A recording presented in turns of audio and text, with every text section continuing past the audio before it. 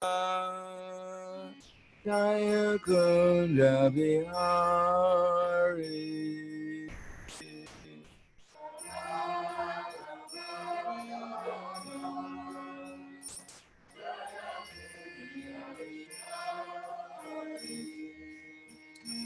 Jai Radha Madhava Jaya Kunda Bihari.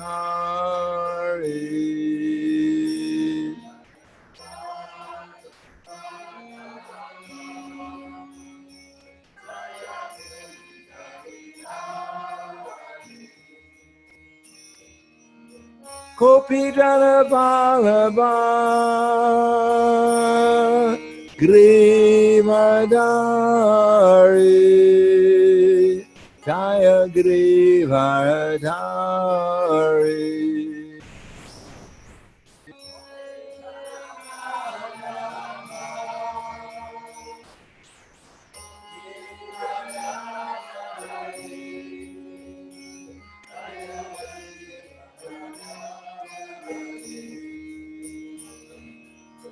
Kopijana Balaba Grimadari Jaya Grivadari.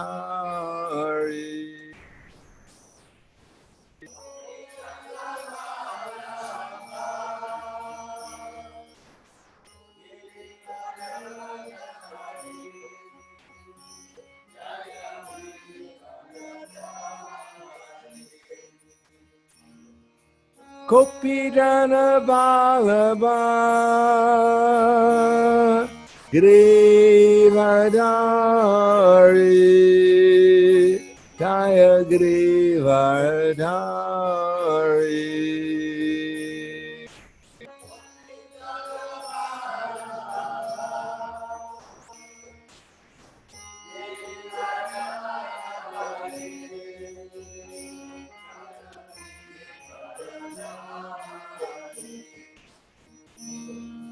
Soranandana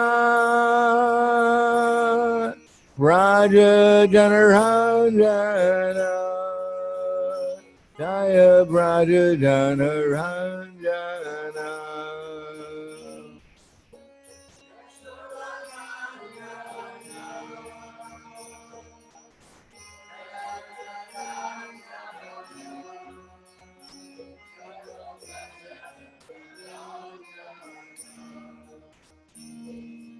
Soranandana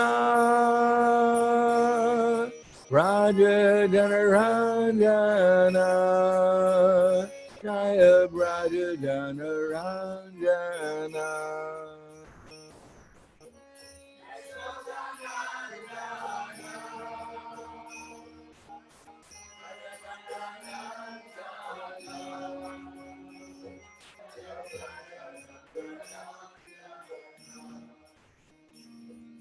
Yamuna Dhiravarachari Jaya Kunda Bihari.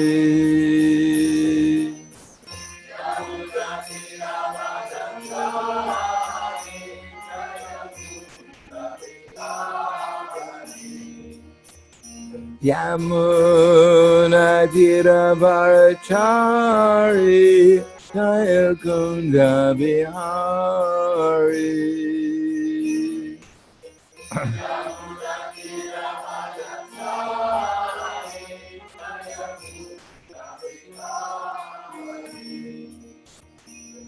Yamuna Dhiravarachari Jaya Kunda Bihari.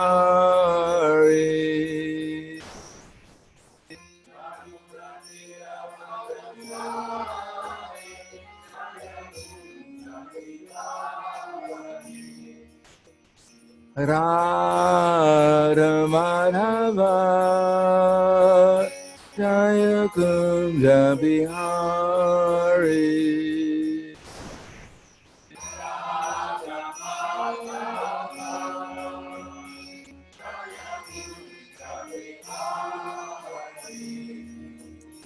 Jai Radha Madhava Jaya Kunja Bihari.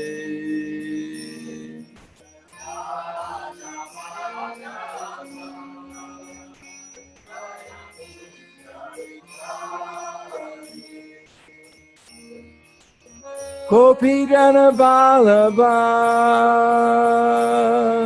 Girivardhari Jaya Girivardhari.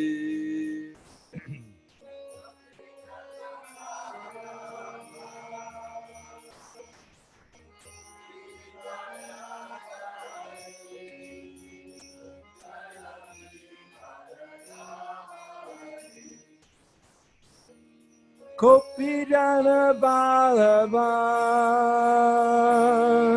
Girivardhari Jaya Girivardhari.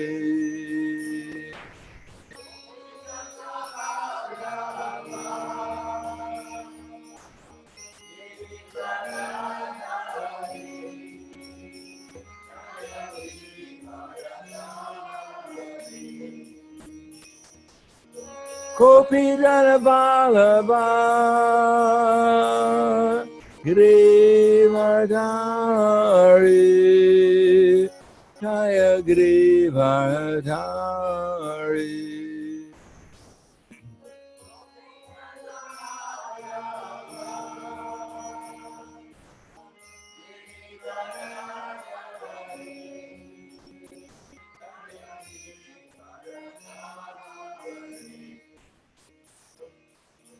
Soranandana Raja Janaranjana Jaya Raja Janaranjana.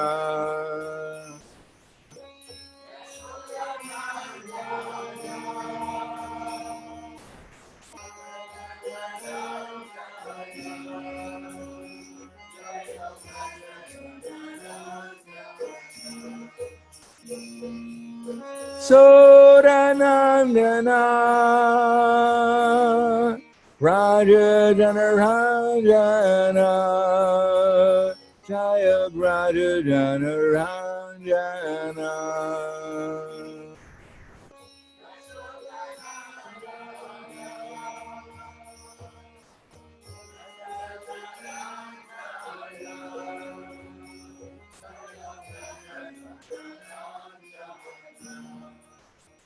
Yamuna Giravarachari Jaya Kunja Bihari.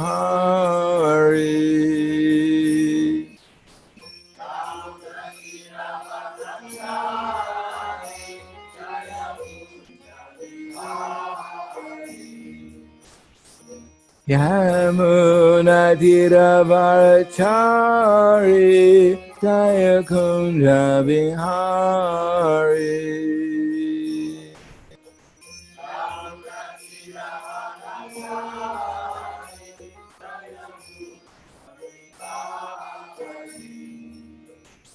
Radha Madhava Jaya Kunja Bihari.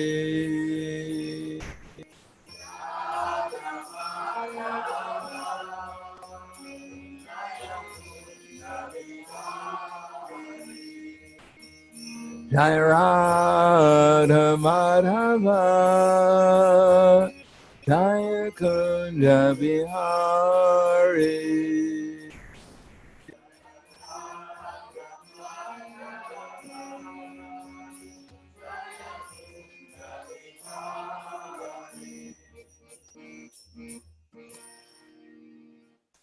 Jayom Vishnupad Paramaham Superabhidakacharya Asadhuri Siddhishi Sriman His Divine Grace Shalasi Bhaktivedanta Swami Raj Srila Prabhupada Ki Jai. Gaur Premanande Haribo. Glories to the Assam devotees. All glories to Shri Guru and Shri Gauranga.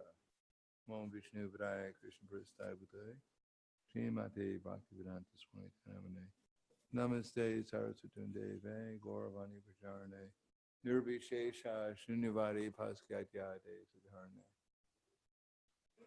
Oma Gyana Timarandasya Gyananjara Salakaya Chaksur Militam Yena Tasmai Shri Gurave Namaha Shri Chaitanya Manobhishtam Stapitam Yena Bhutale Swayam Rupa Kadamaham Tadati Swapadantikam Vandeham Shri Guru Shri Uttabhara Kamalam Shri Gurum Vaishnavam Cha Shri Rupam Sagrajatam Sahagana Raganatam Vitam Tam Sajivam Sadvaitam Savadutam Prijana Saitam Krishna Chaitanya Devam Shri Radha Krishna Padan Sahagana Lalita Shiva Sakans Vitamscha Hey Krishna Karna Sindhu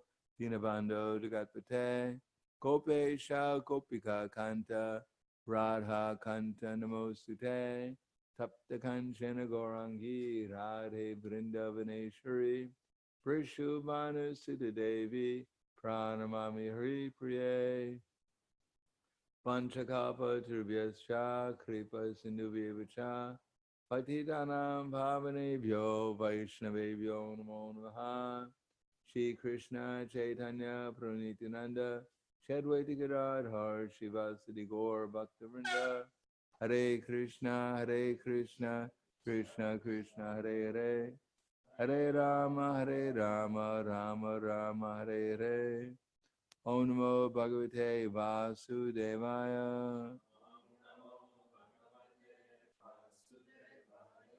Om Namo Bhagavate Vasudevaya Om Namo Bhagavate Vasudevaya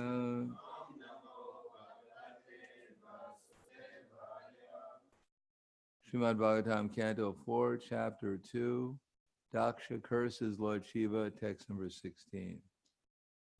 Tasma Umara Nataya Nashta Sochaya Durride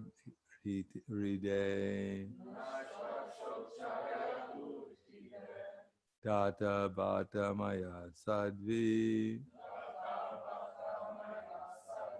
Shodite Parameshtina Tasma Unmara Nataya Nashta Sochaya Durride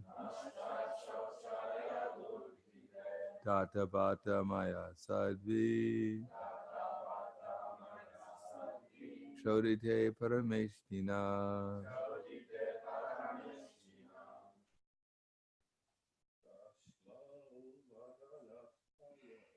Tasma Umara Mataya Nashta Sochaya Durhite Tata Vata Maya Sadvi Shodite Parameshtina. Ladies. Tasma Umara Nataya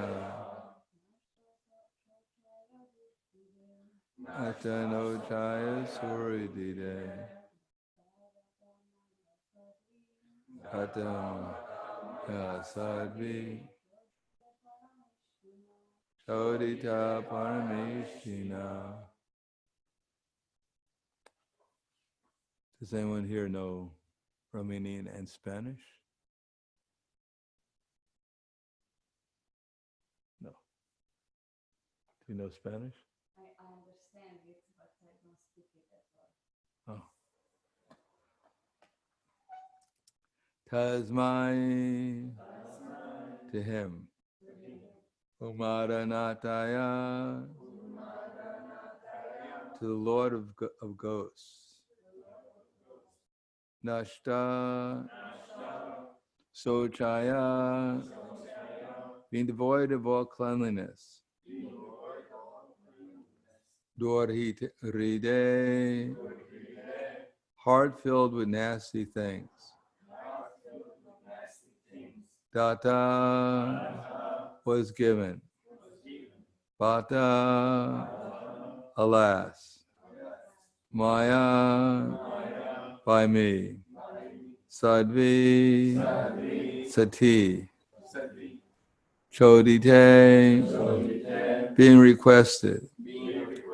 Parameshtina, by the Supreme Teacher, Brahma. Translation and purport by His Divine Grace, A.C. Bhaktivedanta Swami Srila Prabhupada. On the request of Lord Brahma, I handed over my chaste daughter to him, although he is devoid of all cleanliness and his heart is filled with nasty things.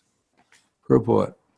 It is the duty of parents to hand over their daughters to suitable persons just befitting their family tradition and cleanliness, gentle behavior, wealth, social position, etc.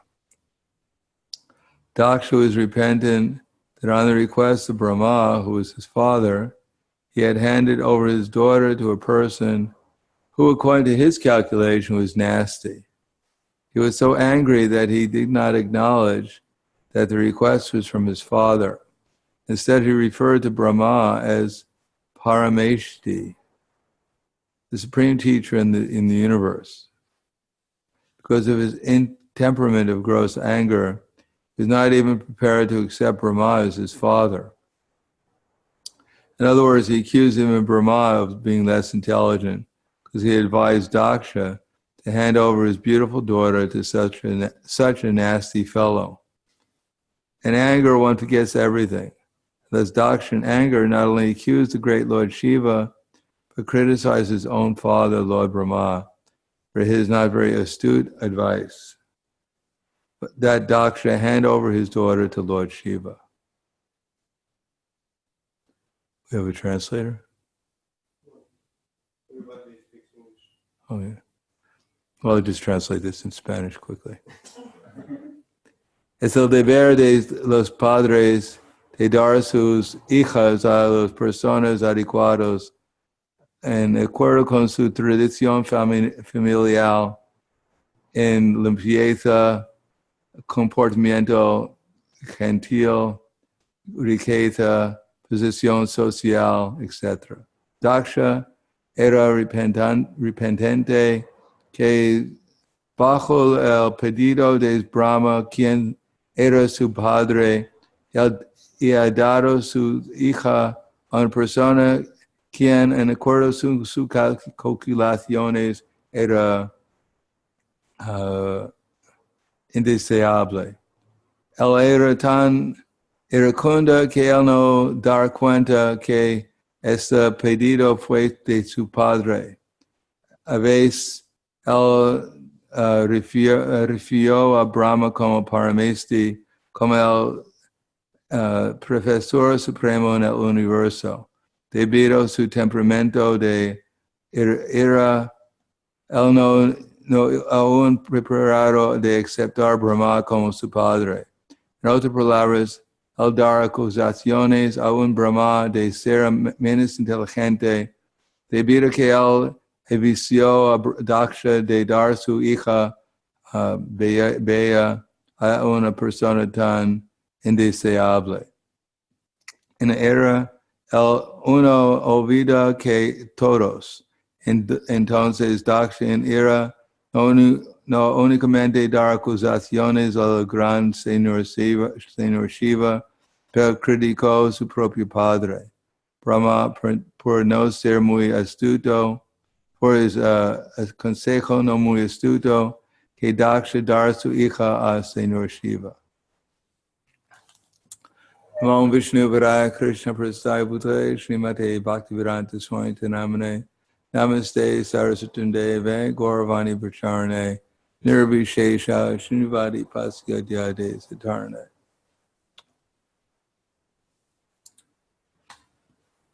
In the Srimad Bhagavatam it says that there is two possibilities. Either one is under the control of the illusory energy, or one is under the control of the material nature. And it is not difficult to come under the control of either one. If one has the association of devotees, then one can easily come under the control of the internal energy if one accepts oneself as a servant of the servants of Krishna and follows the directions. And if one doesn't accept oneself as a servant of Krishna, then at once one comes under the control of the illusory energy. And it is said, Dhyato Vishampum Sam Sangaste Shupajayate Sangat Sanjayate Kama Krodo Bhujayate Kroda Bhavati Samoha Samaha Smriti Vibram Sat Smriti Bram Sat Purinasho Purinashat Pranashite. As soon as one is not in Krishna consciousness, then one will not feel happiness. Krishna is happiness, and without Krishna there can't be any happiness. Krishna Surya Samamaya Haya Andhakar. Just like without the sun, or things that are come from the sun, there can't be any light. Sun's the original source of light, and all of the light comes from the sun. So if there is a sun, there's light. But if there's no sun or things that come from the sun, then there can only be darkness. So in the absence of Krishna, there's only illusion. So when one is an illusion, one cannot be Krishna conscious, or in the absence of Krishna consciousness, one will feel dissatisfied, and therefore one will look for some object to gratify one's desires. If we're not directed by Krishna, we'll have to be directed by our senses and mind. So, as soon as one contemplates the objects of senses, then one will want to become the enjoyer. As Krishna says, Ichcha dvesha samutena tvanvo mohena bharata sarva bhutani samoham sagayanti purantapa. That everyone's born into delusion, overcome by the desires of desires and hatred. So as soon as we're not happy in Krishna consciousness, we'll try to become happy in material consciousness. That's called, and we'll be given lust to inspire us. In other words, happiness in material life means that lust is directing us, and when we satisfy lust, then temporarily we feel some relief from lust, and we call that happiness. It is just like if there's no toothache, there's no problem. But as soon as one gets a toothache, one is in great distress. But if the toothache is cured, then one thinks himself to be happy. No one runs down the street crying out, I have no toothache, I have no toothache. But if he has a terrible toothache and it's cured, then one feels, oh yes, I'm free from my misery, therefore I'm happy. So material life means, material nature makes us miserable by inflicting lust, we call that love. And then when it's satisfied, then we call that happiness. And when it's not satisfied, then we become distressed, or we call that anger. So we desire to become God, we desire to become the enjoyer and the controller, and lust motivates us in those activities. And when can't control, we can't enjoy, we become frustrated. When we can't become God, then we become angry. And from lust, greed, and anger comes delusion. So lust and anger, we can't have lust and anger and not have delusion. We can't accept lust, anger, greed, and then think our consciousness is going to be completely pure.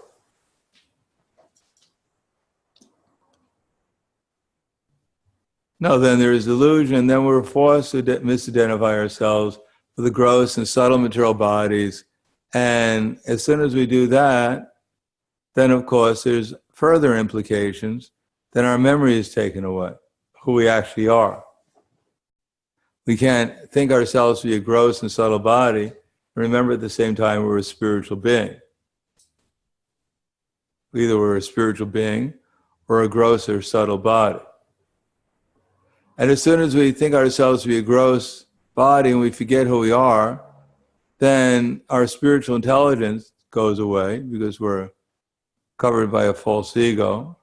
And therefore our intelligence is utilized to gratify the mind and the senses, material mind and senses. And then one's life becomes more and more involved in the material nature. So it says that everything begins from avidya, or ignorance, and avidya, ignorance, manifests itself, first of all, because we don't know who we are. Therefore, then there is asmita. Then we think ourselves to be something, so we think ourselves to be the gross or subtle material bodies. And as soon as we accept the gross and subtle material bodies as our identity, then along with the gross and subtle body, there is all kinds of material attachments and aversions. Due to our past activities, we've acquired so many attachments and aversions. And so there's raga and dvesha automatically come. And as one serves raga and dvesha, then abhiniveshita. Then one becomes more and more absorbed in material nature. One's life becomes full of anxiety over one's impending demise. And therefore material nature, material life becomes fully enforced, according to the Bhagavatam. And Parikshit Maharaj was asking, what's the duty of a person who's about to die? Because that's what everyone's questioning. And now that I'm about to die, what should I do? So people are questioning like that. So what is the answer? Srotavyadini Rajendra Srinam Shanti Sahasra Shaha Apashitam Atmatatvam Griheshu Grihamedina. So the answer is that they ask hundreds and thousands of questions to try to solve the problems that they think they have. And what are their questions and answers about? Those are Grihamedis, who have no conception that they're not their body, but they want to survive in the material world. Nidraya riyatenaktam bhavavayena chavavaya divya charteya rajan katumba varanenava. So they are asking about where is a place to sleep, where is an opportunity for sex life, where can we make money, what's the best deal for shopping today. So they have hundreds and thousands of questions. So they're working hard, trying to sleep and eat and mate and defend nicely. But what is the ultimate bottom line of material existence? Deha patya kalatradishu atma sanyeshva satsupi tesham pramato nidanam pashanapi napashati. The bottom line is everyone's just trying to live, survive. One thinks if I can live, then my life is successful. As long as I can live, I'm doing all right. There's hope. So everyone is working hard, building these big buildings or running around in their cars. What for? Just to live, to survive. That's why they have these houses, so they think if I can get my 8 hours sleep, I'll survive. If I have nice food, I'll survive. I can have children, they'll grow up, and they'll support me in my old age, and I'll survive. It's all meant for survival. But no one survives. Everyone dies. So it's a waste of time. But people will become very disturbed if you tell them they're wasting their time because they have they've lost their intelligence. They've made a commitment to seek a permanent solution in the temporary material world. And once they find it, they think they'll find happiness. Because without finding some security in the material world, without finding some stable position, then there can't be any happiness. Naste buddhiyuktasya natiyuktasya bhavanaha nachabhavintak shantira ashantasya kutaksukam. One who's not in divine consciousness or Krishna consciousness can have neither a controlled mind nor steady intelligence, without which there is no possibility of peace. And how can there be any happiness without peace? In other words, if we don't know what's going to happen to us the next moment, how can we be peaceful? And if we're not peaceful, how can we be happy? If we were given the whole world, but we could only have it for a second, it wouldn't be much of a gain. Kadvanga Maharaj, after fighting for the demigods for so many years, probably centuries our time, was given a benediction by Kartikeya Maharaj. What would you like? Anything you like. So he said, I just want to find out how much time I have left. So he said, you have a second.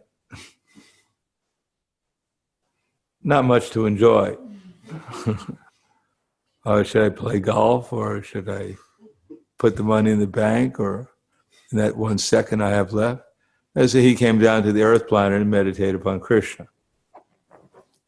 So we're given a huge meal before a person is condemned to die the next day, and he's given whatever he likes. He can have a big feast the day before. They'll prepare it for him. First class food. Generally, most people, they lose their appetite. Similarly, whatever we're trying to enjoy in this material world, we're only going to be here for a very short period of time. Lord Brahma's 1 second is 90,000 of our years. So in his 1 second, we go through, if we live 90 years each time, 1,000 births and deaths. Which means in our birth and death is 100,000th of a second of Brahma's lifetime. And Brahma only lives for 311 trillion, 40 billion years, which is just an exhalation of Mahavishnu. So we think we're going to enjoy here in the material world. We're trying to enjoy in the same way we're just about to be killed, or we're going to enjoy something right before that. So everyone knows that. Everyone's in anxiety. That's where they lock their doors with 3 bolts on it. They take out insurance against everything. They look both ways before they cross the street, because they're afraid they're going to be killed. They're going to die. As I said the other day, one devotee has cancer. She went to the doctor, and the doctor said, if you don't take this treatment, you're going to die. So she told him that, I have news for you. You're going to die too. So everyone's going to die in this material world, and everyone's struggling, karshati, to overcome it. But, what is that? That with the rising and setting of the sun, everyone is losing their life every day, except for one who actually hears the Srimad Bhagavatam, the glories of the Supreme Personality of Godhead. Then when we wake up, we're actually gaining our actual life. Therefore, Daksha, although he's angry, so angry means that his lust to becoming the center of attention is not being fulfilled by Lord Shiva. There's one person who he thinks should stand up, not giving him proper respect. And therefore he lost his intelligence. And therefore he forgot who Brahma is, he forgot who Vishnu is, he forgot what the sacrifice was all about. It wasn't a sacrifice to please Daksha. It was a sacrifice to please the Supreme Person, Jagavai Vishnu. But he forgot all that due to lust, and therefore he got himself into a lot of trouble. So although here we find himself, he's thinking, I'm this body, this girl is my daughter, this Lord Shiva is his body, everyone is his body, the whole idea is to satisfy me. I'm not satisfied, therefore I'm angry, and therefore let's destroy everything. So, it's not only Daksha who finds himself in such predicament, it's practically the whole world, the whole universe finds himself in a similar predicament, unless one becomes a devotee of Krishna, puts the instructions of Krishna within one's heart, serves Krishna's devotees and disciple succession. And therefore, when Krishna is there, then gradually one becomes illuminated and enlivened on the spiritual platform, and one can tolerate the urges of the material senses and the mind, check the force of desire and anger, and actually become Krishna conscious and happy in this world. Otherwise, there's no possibility. So I'll stop there. Thank you. Any questions? Yes. I would like to ask about enjoyment in material life. Each person enjoys a certain thing, doing a certain thing. And I would like to ask if they should repress this enjoyment or Yes. try to... As soon as you find out that you like doing something, you should stop doing it and beat yourself over the head with a shoe. No, we should do it for Krishna.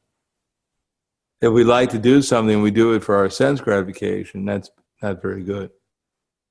If we like to do something, at least it should be according to Krishna's instructions, either through the Vedic literature or through his devotees.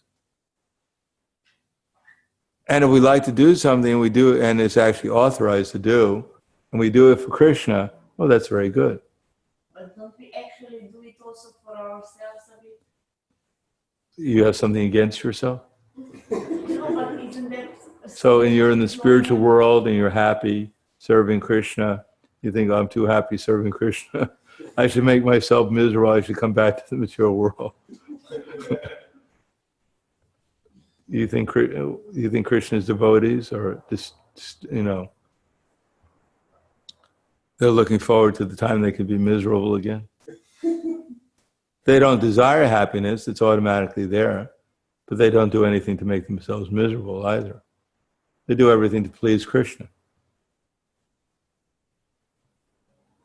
Just like, generally speaking, a sane person, they love their body, so they do everything to make their body happy. They generally don't, unless they're crazy, they don't do things to make their body suffer. So, similarly, we should do things that make Krishna happy. We shouldn't do things that make Krishna suffer or disturb Krishna. And then we shouldn't worry about it, because if Krishna's happy, we'll automatically be happy. If you water the root of the tree, you don't worry about whether the branches and leaves are going to get watered too. They automatically get watered. So in the spiritual world and spiritual consciousness, we don't have to worry about our happiness because it's automatically achieved. But we'd have to be crazy to work against our happiness. That wouldn't please Krishna, it wouldn't please anyone. That's insanity. How do we know if we are doing it first for Krishna and not for... Well, if you don't know, then don't do it. You have to check with Guru, Sadhu, and Shastra. And if you don't know if you should do it, if you don't know whether it's authorized or not, then find out if it is. For example, I talk about myself, I like to travel. And maybe it would be suggested to go visit temples or see... Yeah, at least this temple. Yeah, but for example, I can go do that, but also I think of my own pleasure that I go visit and see new places. Well, if it's authorized, it's all right. You want to see the different forms of Krishna in the different temples. It's not that there's something sinful. I'm going to go and see Lord Nrsingadev. Oh, you sinful. No. No, we pilgrimages there. But not that we spend our lives doing nothing but sightseeing. But we should go there to see how we can serve the deity. We shouldn't go there, just as a sightseer. Go to a temple and they say, Prabhu, can you bring this to the altar? Sorry, I'm just here for sightseeing. We should go in the mood of service.